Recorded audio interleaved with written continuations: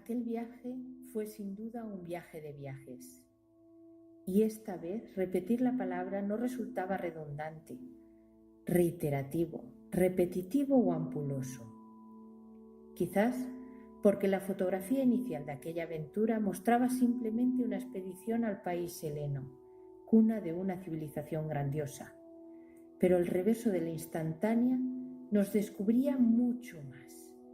Y si uno agudizaba la vista, sus ojos topaban con un lugar que servía de cobijo a los seres humanos que andaban de perenne viaje.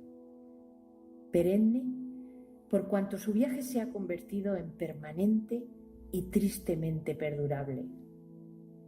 Paradójicamente nadie se mueve o viaja a un campo de refugiados. Desde fuera parece que nada ocurriera y desde dentro sucede toda una vida muy corriente, muy común, asombrosamente cotidiana.